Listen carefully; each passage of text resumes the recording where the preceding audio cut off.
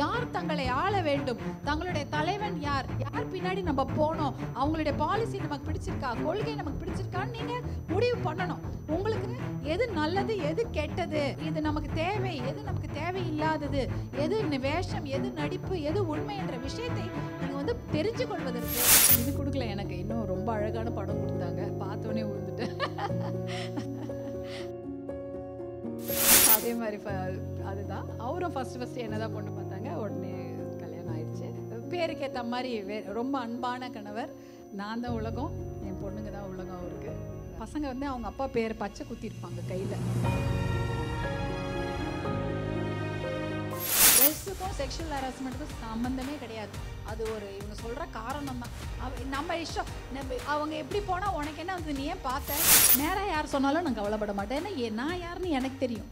எனக்கு வந்து இன்னொருத்தருடைய ராட்டிஃபிகேஷன் தேவையில்லை. நீ ரொம்ப அழகாக இருக்கேன்னு யாராவது எனக்கு சொல்லணும், எனக்கு 10 லைக் கொடுக்கணும்னு அவசியமே கிடையாது. நான் நல்லா இருக்கேன்னா நல்லவளாக இருக்கேனான்றது எனக்கு தெரியும். நான் தப்பு பண்ணுறேன்னா தப்பு பண்ணலையான்னு எனக்கே தெரியும். என்னை ஆசையாக தான் பார்ப்பாங்க, மரியாதையாக தான் பார்ப்பாங்க. என்னை ரொம்ப அவங்க வீட்டு மகளாவோ சகோதரியாகவோ அக்காவோ தான் பார்க்குறதுனால எனக்கு சோஷியல் மீடியாவில் கிடைக்கக்கூடிய வரவேற்பை விட நேரில் இன்னும் அதிகமான வரவேற்பு கிடைக்குதுன்னு நான் நினைக்கிறேன். தருமபுரி மக்களுடைய மனசில் வந்து நான் போய் உட்காந்துட்டேன். அது ஒரு மிகப்பெரிய மக்கள் மன்றமாக நான் நினைக்கிறேன். The Times of India Samayam proudly presents Talaivi She Leads Edition 1. Presenting partner Shakti Hospitals, DNC Chits Private Limited, powered by Sri Jyoti Jewellery, associate partner Shankar IAS Academy, and venue partner Women's Christian College, Chennai. Radio partner Radio Mirchi, It's Hot. Energy partner Akshaya Kalpa Organics. Entertainment partner Paadarivom Padiparivom. Hospitality partner Arabian Garden Seafood Restaurant, and food partner Namma Veedu Vasantha Bhavan.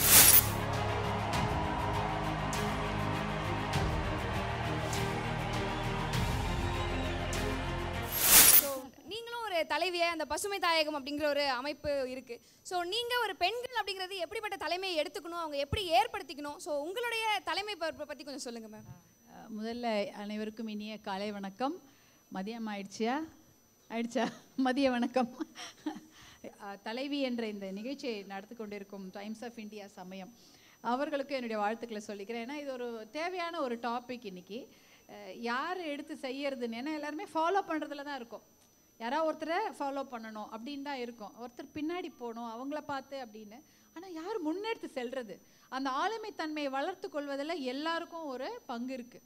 நம்ம வந்து வீடாக இருந்தாலும் சரி, அது படிப்பாக இருந்தாலும் சரி, இல்லை எந்த ஒரு விஷயம் எடுத்தாலும் அதை வந்து ஆளுமை தன்மைனா அவங்க அதில் ஒரு மார்க் கொண்டு வரணும், அவங்களுடைய முத்திரை அதில் இருக்கணும். அது எல்லாருமே செய்யணுன்றது, அது எந்த ஃபீல்டாக இருந்தாலும் ஓகே தான். இப்போ நான் வந்து பசுமை தாயகம் அப்படின்ற அமைப்பினுடைய அதில் ஒரு டீம் மெம்பராக இருக்கிறேன், தலைவராக இருக்கிறேன். அது வந்து 90s ஆரம்பித்த அமைப்பு. சுற்றுச்சூழலுக்காக ஆரம்பிக்கப்பட்ட ஒரு அமைப்பு. அந்த அமைப்பில் வந்து சுற்றுச்சூழல் மட்டும் இல்லை, அது வந்து சமுதாயத்துக்காக நீடித்த வளர்ச்சி. எதுவுமே வளர்ச்சி வந்து ஒருத்தர் அழிச்சிட்டு இன்னொன்று வளரக்கூடாது, எல்லாரும் சேர்ந்து வளர்றது தான் அது ஒரு வளர்ச்சியாக இருக்கணும்.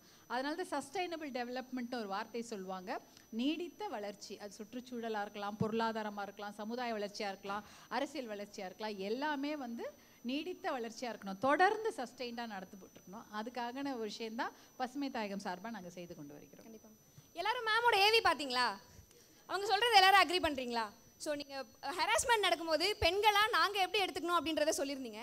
ஆனால் ஒரு பெண்களுடைய பேரண்ட்டாக அவங்க எப்படி பண்ணணுன்றதை பற்றி சொல்லுங்கள் மேம். ஒரு 3 டாட்டர்ஸோட மதராக நீங்கள் அதை பேரண்டிங் எப்படி பண்ணணுன்றதை பற்றி சொல்லுங்கள். அதுதான் முக்கியமான விஷயம். நான் வந்து ஒரு தொடர் எழுதியிருந்தேன் ஒரு பிரபல மகளிர் பத்திரிகையில். அதில் வந்து அவங்க தாய்மார்களும் அவங்களுடைய தந்தை அவங்கெல்லாம் எப்படி நடந்துக்கணும், என்ன அந்த மாதிரி ஒரு சிச்சுவேஷன் வருதுன்னா அவங்க முதல்ல சப்போர்ட் பண்ண வேண்டியது அவங்களுடைய மகளுக்கு தான் அப்படின்றது. ஏன்னா கண்டிப்பாக சுற்றி இருக்கவங்க வந்து அவங்களுக்கு வந்து ஒரு பெரிய பிரச்சனை தான் இருக்கும். எல்லாரும் என்ன சொல்லுவாங்க, ஐயோ 4 பேர் இருக்காங்க, அவங்க 4 பேர் நம்மளை பார்த்து அசிங்கமாக சொல்லுவாங்க, நம்ம சொல்கிற சொந்தக்காரங்களாம் நீ இந்த மாதிரி ஒரு வீடியோவில் வந்துட்ட உன்னை பார்த்து அசிங்கமாக பேசுவாங்க, நம்ம வெளியிலே தலை காட்ட முடியாது. அந்த அந்த அந்த கஷ்டமெல்லாம் அந்த சங்கடம்லாம் கண்டிப்பாக இருக்கும். இருந்தாலும் 4 சாத்திட்டு கூட உங்கள் பொண்ணு பாதுகாப்புங்க அப்படின்றத நான் சொல்லியிருப்பேன். அந்த வீடியோவில் ஃபுல்லாக அதான் சொல்லுவேன், அம்மா அடித்தா வாங்கிக்கோங்க, ஏன்னா வேற யார் நம்மளை அடிப்பாங்க? வெளியில யாராவது வந்து நம்மளை அடிக்கிறதுக்கு நம்ம அம்மா நம்மளை அடிச்சுட்டு போகிறதே பெட்டர். அதனால அம்மா கிட்ட உண்மையை சொல்லிட்டீங்கன்னா அம்மா அப்பா கண்டிப்பாக சத்தம் போடுவாங்க, ஒரு 10 நாள் சொல்லி காட்டுவாங்க, இல்லை வருஷக்கணக்காக கூட சொல்லி காட்டுவாங்க. ஏன்னா இருந்தாலும் அவங்க கிட்ட அந்த திட்டம் வாங்கிக்கலாம். வேற யார்கிட்டயோ போய் அந்த திட்டம் வாங்குறதுக்கு அம்மா அப்பா கிட்ட சொல்வது நல்லதுன்ற விஷயத்தை தான் நான் அதில் பதிவு பண்ணியிருந்தேன். அவங்க திட்டுனாலும் அந்த பெண் குழந்தைகளுக்கு ஆதரவாக இருக்கணும். அதே சமயம் சமுதாயம்னு வரும்பொழுது இப்போ ஒரு இந்த காலேஜ்லேயே இல்லை நம்ம படிக்கிற கல்லூரியோ பள்ளிக்கூடத்தில் இந்த மாதிரி ஒரு நிகழ்ச்சி நடக்குது. அப்போ ஒரு பெண் அதில் மாட்டிக்கிறாங்க அப்படின்னா அந்த பெண் இருக்காங்க இல்லையா, அவங்க பெண்ணுடைய தோழர்கள் தோழிகள் அப்புறம் அவங்க ஆசிரியர்கள்லாம் அதை வந்து ஒரு தப்பாவோ ஜட்ஜ்மெண்டலாவோ இருக்கவே கூடாது. ஐயோ ஆமாம் அவளுக்கு இது வேணும், இது அவங்க அந்த பொண்ணு யார் பேச்சையுமே கேட்காது, நம்ம சொன்னாவே கேட்காது, அது பாட்டுன்னு வெளியில் போயிட்டுருக்கோம், அதனால தான் இது நடந்தது அப்படின்ற அந்த ஜட்ஜ்மெண்ட்டை நம்ம கொடுக்க வேணாம். யாரையும் ஜட்ஜ் பண்ணுற அளவுக்கு நமக்கும் ஒன்றும் பெரிய இது கிடையாது. நம்ம வந்து இன்னொருத்தரை அவங்க மேலே வந்து அப்படிதான் அதுக்கு நடந்தது கரெக்டு தான், இல்லைன்னா அதுக்கு நடந்திருக்கோம், இது மாதிரி தான் அது பிரச்சனை ஆயிருக்கோன்னு யாரையுமே நம்ம ஜட்ஜ் பண்ணக்கூடாது.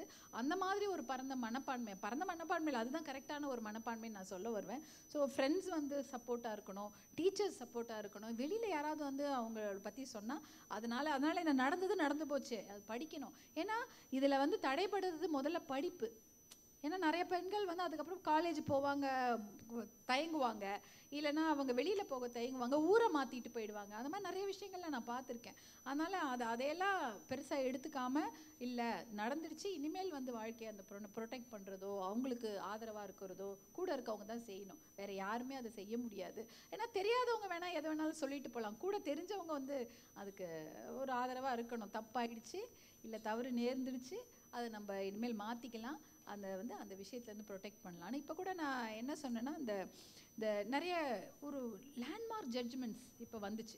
இப்போ இந்த பெண்கள் பாதுகாப்பில் அச்சுறுத்தலாக இருந்தக்கூடிய நிறைய விஷயங்கள், இந்த பொள்ளாச்சி கேஸ் அதெல்லாம் பார்த்துருப்பீங்க, எத்தனையோ வருஷமாக நடந்துட்டு இருக்குது. அந்த விஷயத்துலலாம் அந்த பெண்கள் தைரியமாக ஒரு 4 பேர் போட்டதுனால தான் இன்றைக்கி அந்த ஜட்ஜ்மெண்ட்டு. அவங்கள வந்து நம்ம வந்து அவங்கள ரெஃபர் பண்ணும்பொழுது ஒரு விமன் வாரியர்ஸாக தான் நம்ம ரெஃபர் பண்ணுமே தவிர, அங்கே போகிறாங்க பாருங்க அந்த பொள்ளாச்சி கேஸ் அந்த மாட்டின பொண்ணுன்னு சொல்லவே கூடாது. ஏன்னா அவங்களால தான் இன்றைக்கி பல பெண்களுக்கு ஒரு பாதுகாப்பு. ஏன்னா இனிமேல் அது மாதிரி யாரா பண்ணால் கண்டிப்பாக அவங்களுக்கு வந்து பெரிய பெரிய தண்டனைகள் கிடைக்கும், கடுங்காவல் தண்டனைகள் கிடைக்கும் அப்படின்ற விஷயத்த அந்த பெண்கள் இன்னைக்கு ப்ரூவ் பண்ணியிருக்காங்க. அந்த ஜட்ஜ்மெண்ட் கொடுத்த நீதிபதி, அந்த நீதியரசருக்கு எவ்வளோ பெரிய பெருமை சேருதோ அதவே போல பெருமை அந்த கேஸை தைரியமாக வாதாடின அந்த பெண்களுக்கும் சேரும்.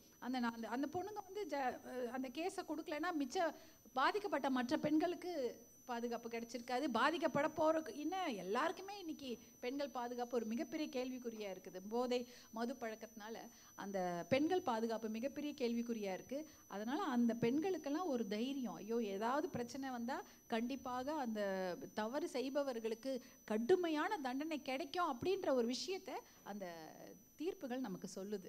அதனால் இந்த விஷயத்துலலாம் வந்து எல்லாருமே அனுசரணையாக இருக்கணும். நம்ம கோர்ட் மட்டும்தான் நமக்கு அனுசரணையாக இருக்கணும், காவல்துறை அனுசரணையாக இருக்கணும்னு நினைக்கிறோம். குடும்பமும் அனுசரணையாக இருக்க வேண்டும். அவர்களை சுற்றி இருக்கிற நண்பர்கள் குழுவாக இருக்கட்டும், இல்லை பள்ளிக்கூடமாக இருக்கட்டும், கல்லூரியாக இருக்கட்டும், இல்லை அவர்கள் வேலை செய்கிற இடமா இருக்கட்டும், எல்லாருமே அனுசரணையாக இருக்கட்டும், புரிந்து கொள்ள வேண்டும் என்பது தான் அது ஒரு இது. அதுதான் நான் என் பெண்களுக்கும் நான் சொல்லியிருக்கேன். எனக்கு 3 டாட்டர்ஸ், 3 பெண்கள் மகள்கள்.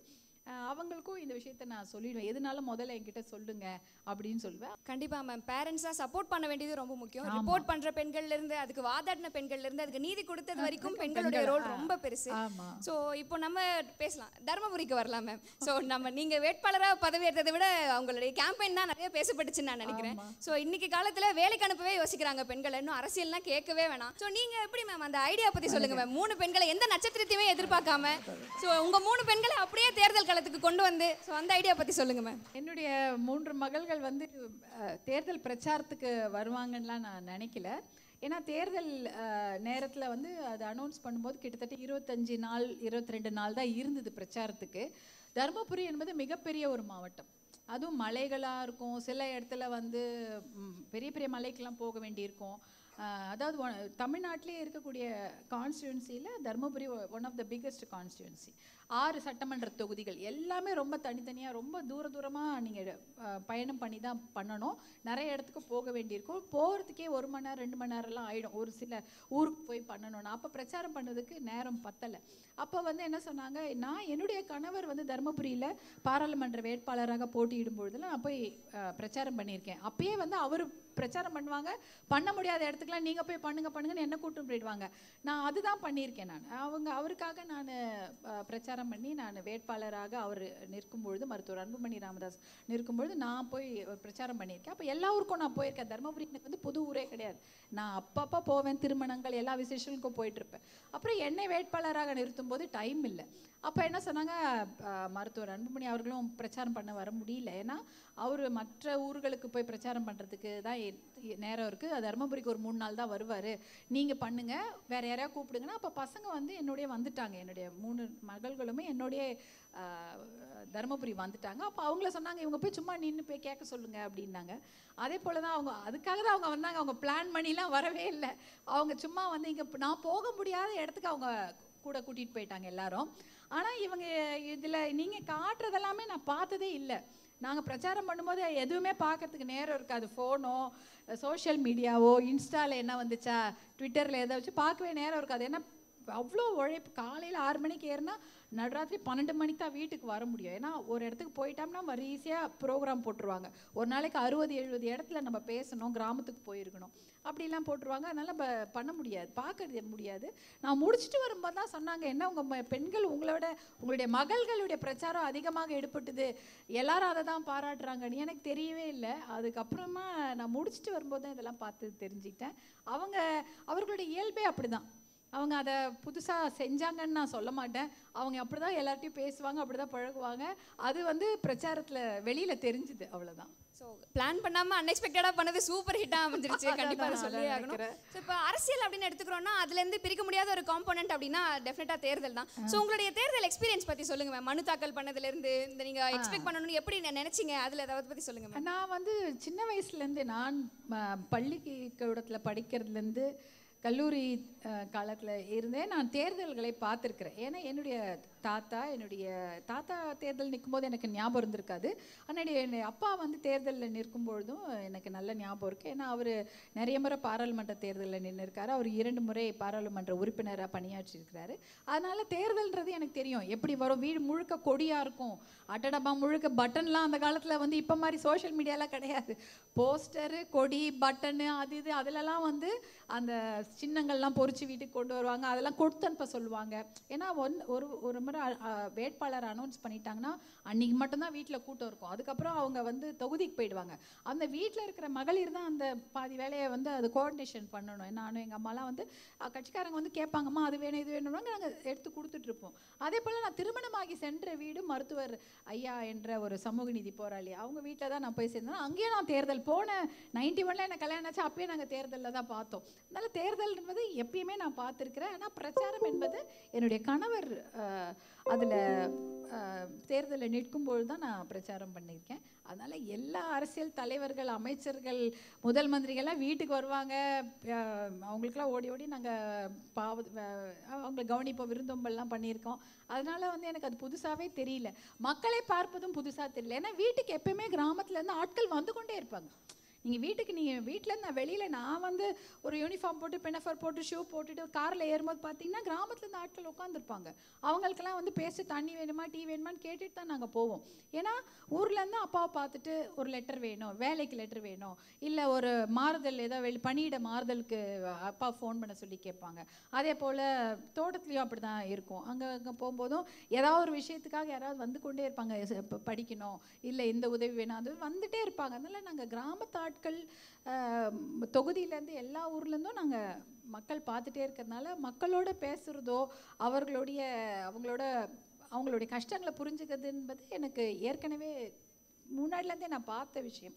பிறந்ததும் அரசியல் குடும்பம், திருமணமானதும் அரசியல் குடும்பம், அதுக்கப்புறமா முழுக்க முழுக்க டெல்லி அரசியல், சென்னை எல்லாமே பார்த்துட்டதுனால தேர்தல் பிரச்சாரம் பண்ணும்போது எனக்கு வித்தியாசமாகவே தெரியல. ஏன்னா எப்பயுமே இதே மாதிரி தான் இருக்கும். எல்லாரையும் என்ன அக்கான்னு கூப்பிடுவாங்க, அண்ணின்னு கூப்பிடுவாங்க, ஆசையாக இருப்பாங்க. என்ன ஒரு பெரிய விஷயம்னா, நான் போய் தேர்தலில் செய்யும்பொழுது இவ்வளோ பெரிய அன்பு எனக்கு கிடைக்கும்னு நான் நினைக்கவே இல்லை. அது ஒரு பெரிய கொடுப்பனை தான் நினைக்கிறேன். ஏன்னா அவ்வளோ ஆசையாக என்னை எல்லாரும் ரொம்ப அவங்க வீட்டு பொண்ணாக தான் என்னை பார்த்தாங்க. அதனால எனக்கு ரொம்ப ரொம்ப சந்தோஷமாக இருக்கும் அவங்களோட நான் போய் இருக்கிறது. எனக்கு வெளியில் வீட்டில் இருந்து ரெஸ்ட் எடுத்து நீங்கள் சென்னை இப்போ கேள்வி கேட்டாங்க, கே ட்ராமாலாம் பார்ப்பீங்களா? நான் ரொம்ப நல்லா பார்ப்பேன். எல்லா கே ட்ராமா பார்த்து நேற்று வர வரைக்கும் ஃபுல்லாக பார்த்துருவேன். எல்லா ட்ராமாவும் பார்ப்பேன். அதே மாதிரி மக்களாக நின்று பேசணுன்னா எனக்கு அந்த கஷ்டமும் தெரியும். அங்கேயும் நான் போய் இருப்பேன். எனக்கு அது ரொம்ப அவர்களோட இருக்கிறது சந்தோஷமான ஒரு விஷயமா இருக்கும். கே ட்ராமா பற்றி சொன்னீங்க. உங்களுடைய ஃபேவரட் ட்ராமா என்னன்னு சொல்லிட்டீங்கன்னா இவங்களுக்கு கொஞ்சம் சந்தோஷமாக இருக்குமே. எக்ஸ்ட்ராடினரி அட்டர்னி ஊ தான் எனக்கு ரொம்ப பிடிச்ச ட்ராமா. அது ரொம்ப நல்லா இருக்கும், இன்ட்ரெஸ்டிங்காக போகும். அந்த கோர்ட்டு கேஸு, அந்த அதாவது அந்த கோர்ட் விஷயங்கள் இருக்கு இல்லையா, நீதிமன்ற சார்ந்த கதைகள் எனக்கு ரொம்ப பிடிக்கும். ஏன்னா அது நம்ம பிரெயினை ட்ரிகர் பண்ணிகிட்டே இருக்கும். நம்ம என்ன யோசிச்சுட்டே இருக்கோம், யார் நிஜமாவே அங்கே தப்பு பண்ணாங்க, யார் இந்த ட்ரூ க்ரைம்ஸும் நிறைய பார்ப்பேன், த்ரில்லர்ஸ் நிறைய பார்ப்பேன், ஆக்ஷன் ரொம்ப பிடிக்கும். இதெல்லாம் தான். ரொம்ப ரொமான்டிக் அவ்வளோவா பார்க்க மாட்டேன், கொஞ்சம் ரொம்ப இழுக்கிற மாதிரி இருக்கும், இதெல்லாம் பார்ப்பேன். ஸோ இப்போனா நீங்கள் சொல்லியிருந்தீங்க பிறந்ததுலேருந்தே உங்களுக்கும் இந்த அரசியல் அப்படிங்கிறதுக்கும் ஒரு இணைப்பிரியா பந்தம் இருந்துட்டு தான் இருக்குது. ஸோ உங்களுக்கு எல்லாமே கண்டிப்பாக தெரிஞ்சிருக்கும். ஸோ என்ன மாதிரி இவங்கள மாதிரி எங்களை மாதிரி பெண்களுக்கு what would you say? Take up politics அப்படின்னா what would you like to say? Already everyone are in politics. எத்தனை பேர் ஓட்டு போட போகிறீங்களோ, ஓட்டு போடுறீங்களோ, பாலிடிக்ஸ் தான் இருக்கீங்க. நீங்கள் உங்களுக்கான தலைவரை நீங்கள் தானே தேர்ந்தெடுக்கிறீங்க. இந்த பகுதியில் யார் எம்எல்ஏன்னு உங்களுக்கு தெரியுமா?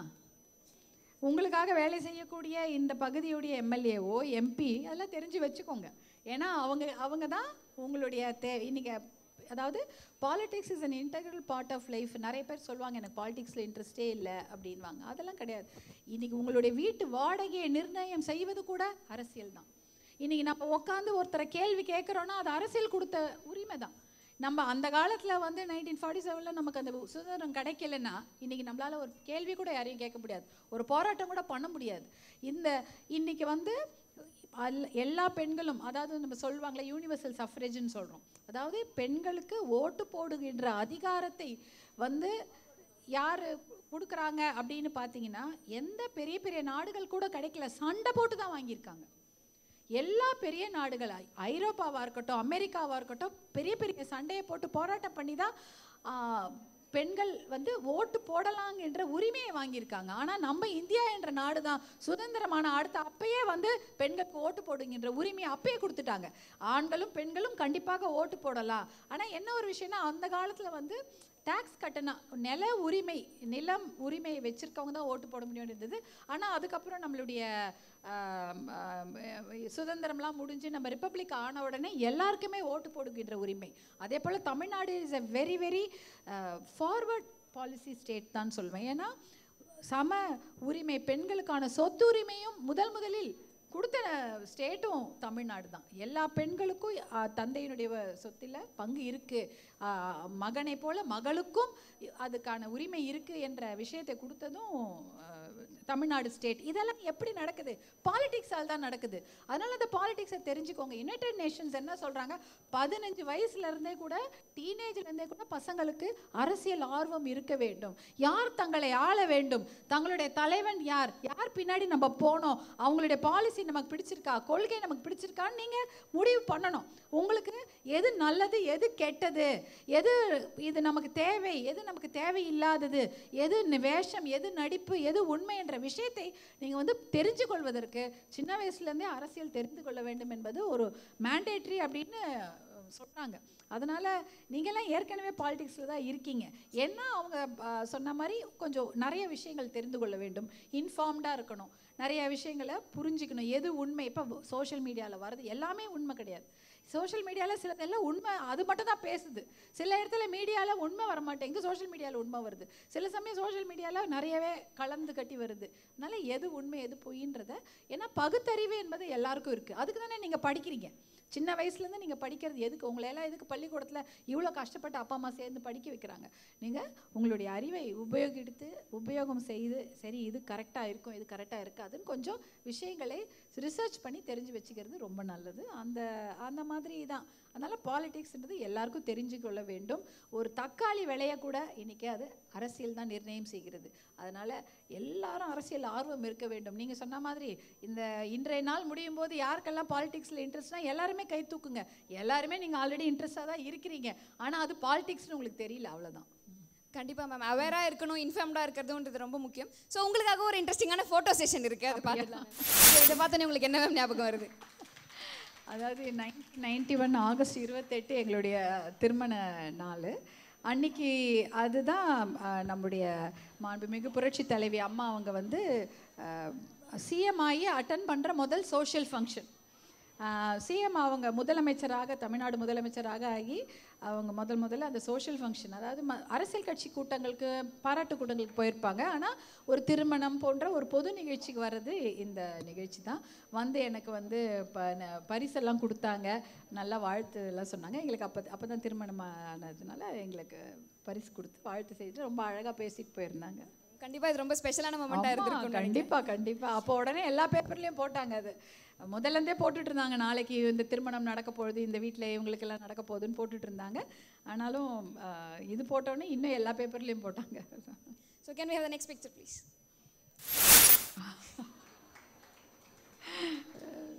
அது இவர் என்னுடைய கணவர் வந்து மான்ஃபர்ட் ஏற்காட்டில் படிச்சுட்டு இங்கே சென்னை மருத்துவக் கல்லூரி எம்எம்சியில் டாக்டராக படிச்சிருக்கும்போது எடுத்து புகைப்படம்னு நினைக்கிறேன்.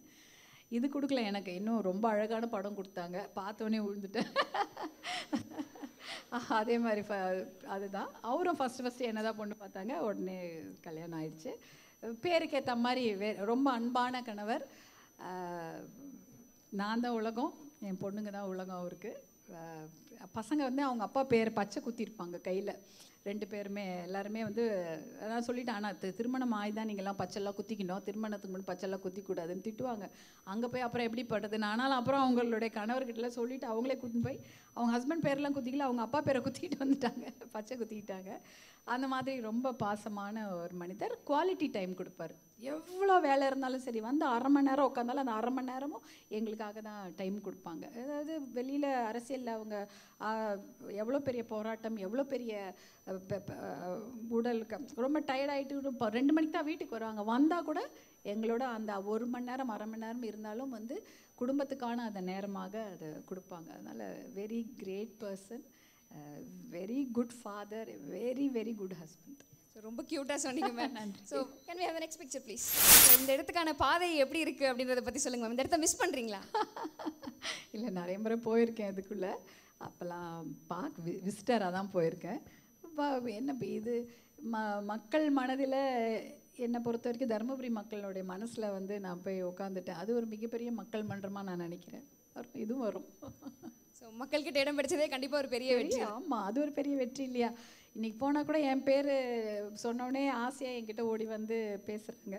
ஸோ அது பாராளுமன்றமாக இருந்தாலும் சரி, மக்கள் மன்றத்தில் இடம் பிடிச்சது அது ஒரு பெரிய பாக்கியமாக நினைக்கிறேன். கண்டிப்பாக. So can we have the next picture please? So இதை பற்றி சொல்லுங்கள் மேம். இது எவ்வளோ ப்ரௌடாக நீங்கள் ஃபீல் பண்ணுறீங்க மேம்? ஆமாம், என்னுடைய மகள் 2வது மகள் சங்கமித்ரா சௌமியா அன்புமணி, அவங்க தயாரித்த ஒரு திரைப்படம். அவங்க வந்து அதுக்காக படித்தாங்க. ஒரு பிஜி வந்து திரைப்படத்துறையில் ஏதாவது பண்ணணும்னு சொல்லிட்டு எக்ஸிக்யூட்டிவ் ப்ரொடக்ஷன்ற ஒரு கோர்ஸ் எடுத்து படித்தாங்க. படிச்சுட்டு சின்னதாக வந்து குட்டியாக இந்த ஷார்ட் ஃபிலிம் சொல்லுவாங்களே, அதிலெல்லாம் அவங்க பணியாற்றுவாங்க. அது போய் சேர் எடுத்து போடுறதுலேருந்து எல்லா வேலையும் அவள் பண்ணுவாள். அந்த மாதிரி தான் அவங்க. அப்புறம் ஒரு ஃபீச்சர் ஃபிலிம்லேயும் அவங்க பணியாற்றினாங்க. ஆனால் அவள் யாருன்னே அப்போ யாருக்குமே தெரியாது, அப்படிதான் அவங்க இருந்தாங்க. அதுக்கப்புறம் இந்த படம் அவளும் அவருடைய அண்ணனும் சேர்ந்து இதை எடுத்து கொண்டு வந்தாங்க. ரொம்ப நல்ல தரமான ஒரு படம், யாரையும் புண்படுத்தாமல் ஒரு படம், ஏதாவது ஒன்று நல்ல மெசேஜ் சொல்லணும் அப்படின்னு தான் எடுத்தாங்க. யார் மனசையும் புண்படுத்தக்கூடாது, எல்லாரும் உட்காந்து பார்க்கணும், அதே போல் கொஞ்சம் நல்லா இருக்கணும்னு. ஆனால் பரவாயில்ல, படமும் வந்து நல்ல பேரை அவங்களுக்கு வாங்கி கொடுத்தது. அதனால So you should definitely be proud of your daughter. Of course, I'm so proud of my girls. Okay. So next, இங்க ஸ்டூடெண்ட்ஸ் உங்ககிட்ட சில क्वेश्चंस கேட்கணும்னு ஆசைப்படுறாங்க. So can we have the mics please? இந்த செஷன் ஆரம்பத்திலே நீங்கள் வந்து விமெனோட இது செக்ஷுவல் ஹராஸ்மெண்ட் பற்றி தான் பேசி ஆரம்பிச்சிங்க. நீங்கள் பேசின வீடியோ வந்து நான் இதான் தடவை பார்த்தேன். அது உண்மையாலே எனக்கு ஒரு சேஃப்டி கொடுத்தது, நமக்காக ஒரு விமென் வந்து பேசுகிறாங்கன்ற மாதிரி. இப்போது இன்னொரு பிரச்சனை என்னென்னா, பெண்களுக்கு வந்து ஆடை சுதந்திரம் வந்து இருக்குது அப்படின்னா இன்னுமே அது இல்லை. நம்ம என்ன தான் வந்து விமன் எம்பவர்மெண்ட் பற்றி பேசினாலும் இப்போது கல்லூரிகள்லேயே கூட வந்து ட்ரெஸ் கோடு இருக்குது. இப்போ நம்ம காலேஜ்லேருந்தே வந்து ஒரு ட்ரிப் கூட்டிகிட்டு போகணுன்னா கூட ஒரு ட்ரெஸ் கோட் ஃபாலோ பண்ணணுன்னு சொல்கிறாங்க.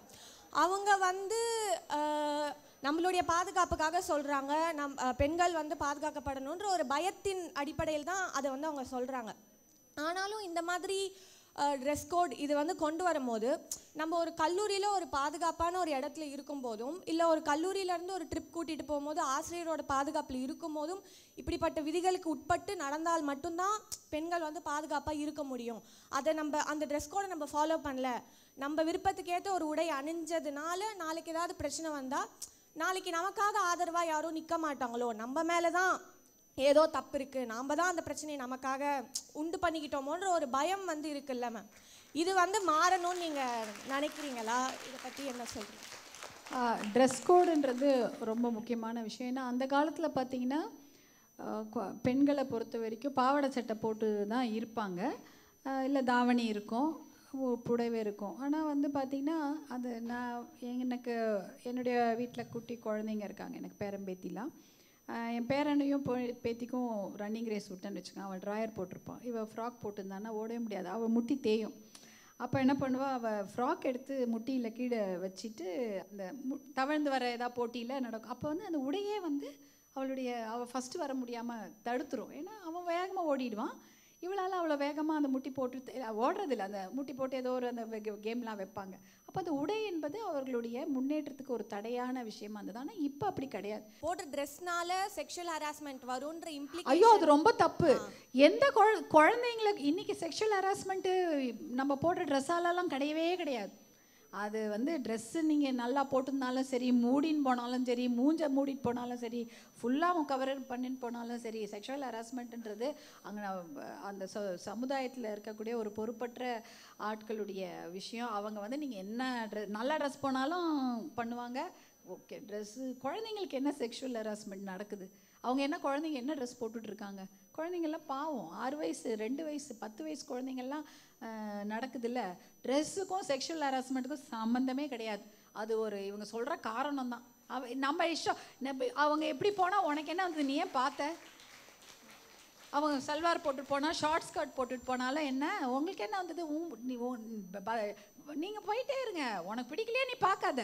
அது எதுக்கு அப்போ அது போட்டுன்னு வந்ததுக்காக செக்ஷுவல் ஹராஸ்மெண்ட் அதை பார்த்து எனக்கு மனசு மாறிடுச்சுன்னா அப்போனா என்ன அர்த்தம்? அது ரொம்ப பெரிய கொடுமை. அதெல்லாம் வந்து டெஃபினட்டாக கிடையாது. ட்ரெஸ்ஸுக்கும் செக்ஷுவல் ஹராஸ்மெண்ட்டுக்கும் சம்மந்தம் கிடையாது. செக்ஷுவல் ஹராஸ்மெண்ட் வக்ரமான புத்தி, மைண்டு தான் அது. ரொம்ப நன்றிம்மா. ஃபேமிலி எல்லாமே ஒரு பொலிட்டிஷியன் ஃபேமிலியிலேருந்து வந்துச்சு. ஸோ காலேஜ் படிக்கும் போல உங்களுக்கு எல்லாமே கொஞ்சம் புதுசாக இருந்திருக்கும் இல்லையா? உங்களுக்கு வந்து வீட்டில் நடக்க நீங்கள் சொன்னது எல்லோரும் வருவாங்க, க்ரீட் பண்ணுவேன் நான் அப்படின்னு. ஸோ எப்படி நீங்கள் சைமல்டேனியஸாக எல்லாமே பேலன்ஸ் பண்ணீங்க? உங்கள் ஸ்டடீஸ் ஆஸ் வெல் அஸ் உங்கள் வீட்டில் நடக்கிறது இதெல்லாம் சேர்த்து எப்படி ஒரு பேலன்ஸ் பண்ணி ஒரு எஜுகேட்டட் பர்சனாக ஒரு சோஷியல் ஆக்டிவிஸ்ட்டாக வந்தீங்கன்னு சொல்லுங்கம்மா. ஓகே, நன்றிம்மா. இது பெரிய கேள்வி தான். அதாவது நல்லா படிப்பேன் பள்ளிக்கூடத்தில். அதாவது சில பேர் சொல்லுவாங்களே பேக் பெஞ்சர், அது மாதிரிலாம் கிடையாது. நான் ஃப்ரண்ட்டும் கிடையாது, பேக்லேயும் உட்கார மாட்டேன், நடுவில் உட்காந்து படிப்பேன். கிளாஸ் கட் பண்ணுறது அந்த விஷயம்லாம் நான் பண்ணதே கிடையாது. I was a very sincere student. எதை படித்தாலும் நல்லா படிக்கணும், எந்த சப்ஜெக்ட் கிடைச்சாலும் அது நல்லா அதில் 100% என்னுடைய உழைப்பை கொடுத்து நல்லா பண்ணணும்னு நினைப்பேன். ஃபஸ்ட் மார்க்கு அப்படின்னு சொல்ல மாட்டேன், நல்லாவே டீசெண்டாகவே நல்லா நல்ல அகாடமிக் ப்ரொஃபிஷியன்சி, அதே போல் ஜென்ரல் ப்ரொஃபிஷியன்சி, எல்லா ப்ரைஸும் வாங்குவேன். பாட்டு வராது, டான்ஸ் வரும், அது மாதிரி எல்லாம் பண்ணுவேன். ட்ராமா எல்லாமே பண்ணுவேன். அது மல்டி டாஸ்கிங்கிறது நம்மளுடைய விமனுடைய ஃபோர்ட்டே தானே. எல்லாமே பண்ணுவோம் இல்லையா? ஐஎம் ஷுர் இங்கே ஃப்ரண்ட்டில் உட்காந்துருக்கவங்களும் சரி, பின்னாடி உட்காந்துருக்கவங்களும் சரி, மல்டி டாஸ்கிங் விமன் தான். எல்லாருமே வீட்டில் கொஞ்சம் வேலையை பார்த்துட்டு, குழந்தைங்களையும் பார்த்துட்டு, இங்கே வந்து நம்ம கரியரையும் பார்த்துட்டு, அதுக்கப்புறம் போய் நம்மளுடைய என்ஜாய்மெண்ட் ஹெல்த்துக்கு பார்த்துக்குவோம். எக்ஸசைஸ் பண்ணுறதா இருக்கட்டும், இல்லை சாமி கும்பிட்றதா இருக்கட்டும், இல்லை நம்ம வேலைக்கு போகிறதா இருக்கட்டும், படிப்பாக இருக்கட்டும், குழந்தைங்கள பார்த்துக்கிறதா இருக்கட்டும், எல்லாமே மல்டி டாஸ்கிங் நம்ம ரத்தத்திலே ஊறி இருக்குது.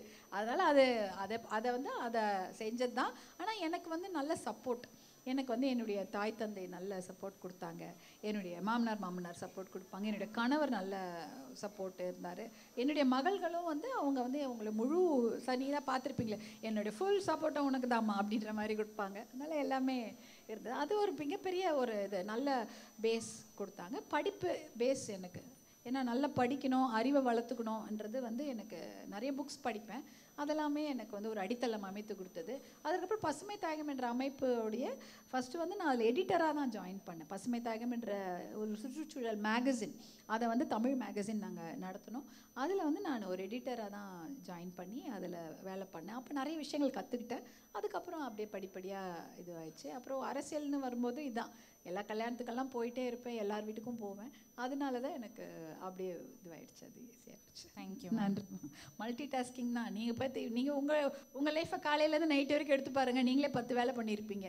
அது எல்லாருமே multi tasking, women R multi tasking தான் நான் சொல்லுவேன். அந்த விஷயம் எனக்கும். உங்களுக்கு சோஷியல் மீடியாவில் கிடைக்கிற ரெஸ்பான்ஸ்க்கும் பொது இடங்களில் கிடைக்கிற ரெஸ்பான்ஸ்க்கு ஏதாவது வித்தியாசம் இருக்கா? சோஷியல் மீடியாவில் நான் ரொம்ப பயணிக்க மாட்டேன். நான் இருக்கேன், இன்ஸ்டா இருக்கும், ஃபேஸ்புக் இருக்குது, ட்விட்டர்லலாம் இருக்கேன். ஆனால் ரொம்ப அதையே பார்த்துன்னு இருக்க மாட்டேன். அண்ட் அதை பார்த்தாலும் கொஞ்சம் சில சமயத்தில் எதாவது கமெண்ட்ஸ்லாம் பார்த்தா மனசு கஷ்டமாக இருக்கணும். எனக்கு எதுவுமே கஷ்டமாலாம் இருக்காது. படிச்சுட்டு நான் அப்படியே அதை தாண்டி போயிடுவேன். கமெண்ட்ஸ் பற்றிலாம் நான் கவலைப்பட்டதே கிடையாது. நேராக யார் சொன்னாலும் நான் கவலைப்பட மாட்டேன். ஏன்னா நான் யாருன்னு எனக்கு தெரியும். ஐ நோ ஹூ ஐ ஆம். எனக்கு வந்து இன்னொருத்தருடைய ராட்டிஃபிகேஷன் தேவையில்லை. நீ ரொம்ப அழகாக இருக்கேன்னு யாராவது எனக்கு சொல்லணும், எனக்கு 10 லைக் கொடுக்கணுன்னு அவசியமே கிடையாது. எனக்கு தெரியும் நான் யார், நான் நல்லா இருக்கேனா நல்லவளாக இருக்கேனான்றது எனக்கு தெரியும். நான் தப்பு பண்ணுறேன்னா தப்பு பண்ணலையான்னு எனக்கே தெரியும். அதை இன்னொருத்தர் தான் எனக்கு சொல்லி புரிய வைக்கணுன்றதில்ல. அதனால் யாருடைய ராட்டிஃபிகேஷனும் எனக்கு தேவையில்லைன்னு நினைப்பேன். நான் எது என் மனசுக்கு நியாயமாக ஒழுக்கமாக சரியாக படுதோ அதை நான் செய்யணும்னு நினைப்பேன். அது மற்றவங்கள அஃபெக்ட் பண்ணக்கூடாதுன்னு நினைப்பேன். நான் பண்ணுறது வந்து என்னை சுற்றி இருக்கவங்களையோ மற்றவங்கள யாரையுமே காயப்படுத்தக்கூடாது, எல்லாருக்கும் ஒரு மரியாதை கொடுக்கணும் அப்படின்ற விஷயத்தில் தெளிவாக இருக்கிறதுனால நான் அவமரியாதையாக சொல்லக்கூடிய கமெண்ட்ஸ்லாம் நான் ஒத்துக்கிறது இல்லை. அதே சமயம் நான் ஃபேஸ்புக்கில் இதிலலாம் எனக்கு நல்ல ஆசையாக என்கிட்ட இருப்பாங்க. நேராக அதை விட பன்மடங்கு ஆசையாக இருக்கிறது தான் நான் பார்க்குறேன். என்னை வெளியில் போனாலும் என்னை ஆசையாக தான் பார்ப்பாங்க, மரியாதையாக தான் பார்ப்பாங்க. என்னை ரொம்ப அவங்க வீட்டு மகளாவோ சகோதரியாகவோ அக்காவோ தான் பார்க்குறதுனால எனக்கு சோஷியல் மீடியாவில் கிடைக்கக்கூடிய வரவேற்பை விட நேரில் இன்னும் அதிகமான வரவேற்பு கிடைக்குதுன்னு நான் நினைக்கிறேன். இவ்வளோ ஸ்டூடெண்ட்ஸ் இங்கே இருக்க எல்லாருக்கும் அந்த பாலிடிக்ஸில் நானும் கான்ட்ரிபியூட் பண்ணணும் அந்த மாதிரி இருக்கிறதுனா அதுக்கு ஏதாவது அட்வைஸ் வச்சுருக்கீங்க? நீங்கள் சொன்ன மாதிரி எல்லாருமே பாலிடிக்ஸில் தான் இருக்கீங்க. ஏன்னா ஓட்டு போட்டிங்கன்னா அது பாலிடிக்ஸ் தான் இல்லையா? எல்லாருமே எலெக்ஷனில் ஓட்டு போகிறதுக்கு ஆர்வமாக இருப்பீங்க, ஓட்டர் ஐடி வாங்கிறதுக்கு. அப்போ யூர் ஆல் இன்டு பாலிடிக்ஸ். அந்த விஷயத்தில் நீங்கள் நல்லா தெரியணும்னா முதல்ல உங்கள் ஸ்கூல் காலேஜில் ஏதாவது இருக்குதுன்னா அதில் ஆர்வமாக எது கரெக்டு எது தப்பு ஏதாவது ஒன்று செய்யணும் மாற்றணும்னு நினச்சிங்கன்னா உங்கள் பள்ளிக்கூடத்துலேயே மாற்றலாம், உங்கள் கல்லூரியிலே மாற்றலாம், இல்லை அதை விஷயங்களில் எடுத்து போய் செய்யணும். யாரோடையா போனாங்கன்னா இப்போது நான் நிறைய விஷயம் பார்ப்பேன். ஒரு விஷயத்துக்கு ஏகப்பட்ட பேர் கூடுறாங்க. ஆனால் அதுவே நீங்கள் ஒரு விஷயம் சொல்கிறாங்கன்னு வச்சுக்கோங்களேன், நாளைக்கே ஒரு டாஸ்மாக் எதிராக ஒரு போராட்டம் நடக்குது, பொதுமக்கள்லாம் வாங்கன்னா யாருமே வரமாட்டாங்க, கட்சிக்காரங்க தான் வருவாங்க. காரில் கொடி கட்டிட்டு போகிறாங்க இல்லையா, அந்த கட்சிக்காரங்க தான் அந்த போராட்டத்துக்கு வருவாங்க. பால் விலை ஏற்றமாக இருக்கட்டும், மின்சார விலை ஏற்றமாக இருக்கட்டும், இல்லை இந்த கடையை மூடணும், இந்த பாலிசி தப்பு அப்படின்னு போராட்டத்தை அறிவித்தா பொதுமக்கள் யாருமே வரமாட்டாங்க. ஆனால் கட்சிக்காரங்க நிற்பாங்க, போலீஸ்கிட்ட அடி வாங்குவாங்க, கேஸ் வாங்கிப்பாங்க, அவ்வளோ நடக்கும். அதனால் அந்த மாதிரி ஏதாவது ஒரு விஷயம் இருந்தால் உங்களுடைய ஆதரவை தெரிவிங்க. சில சமயத்தில் பார்த்தீங்கன்னா லேண்ட் கிராபிங் நடக்கும் இல்லையா? அப்போ ஒரு பெரிய விஷயத்துக்காக ஒரு அக்ரிகல்ச்சரல் லேண்டு எடுக்கிறாங்க, விவசாய நிலத்தை எடுக்கிறாங்கன்னா அதுக்கு அந்த இடத்துல ஏரியாவில் மக்கள் வரணும். அப்போ ஒன்லி விவசாயிங்க மட்டும்தான் வரக்கூடாது, பொதுமக்கள் வரலாமா, மாணவர்கள் வரலாம். ஆனால் கேஸ் வரும்ன்றதுக்கு பார்த்துக்கணும். படிப்புன்றதுனால கேஸ் வந்துச்சுன்னா ரொம்ப கஷ்டம். அப்புறம் வெளிநாட்டில் போய் படிக்கணுன்ற விஷயம், பாஸ்போர்ட்லாம் ப்ராப்ளமாக இருக்கும். அதுக்கேற்ற மாதிரி உங்களுடைய ஆதரவை இந்த மாதிரி விஷயங்களுக்கு தெரிவிங்க. எது நீங்கள் மனசுக்கு கரெக்டுன்னு படுதோ அந்த விஷயத்துக்கு உங்கள் ஆதரவை நீங்கள் தெரிவிங்க. Not only on Facebook, physically. ஃபேஸ்புக்கிலலாம் பார்த்தீங்கன்னா அதை பற்றி நிறைய பேசுவாங்க. நாளைக்கு வாங்க போராட்டம் பீச்சுக்குன்னா 10 பேர் கூட வரமாட்டாங்க. அதனால் அந்த மாதிரி விஷயங்களுக்கு உங்களுடைய ஆதரவை தெரிவிங்க. That is one way of first உங்களுக்கு introduction into getting into public life. நன்றி. Thank you so much, ma'am. The Times of India Samayam proudly presents Thalaivi She Leads Edition 1. Presenting partner Shakti Hospitals, DNC Chits Private Limited, powered by Sri Jodhi Jewelry, associate partner Shankar IAS Academy, and venue partner Women's Christian College, Chennai. Radio partner Radio Mirchi, It's Hot. Energy partner Akshaya Kalpa Organics. Entertainment partner Paadarivom Padiparivom. Hospitality partner Arabian Garden Seafood Restaurant, and food partner Namma Veedu Vasantha Bhavan.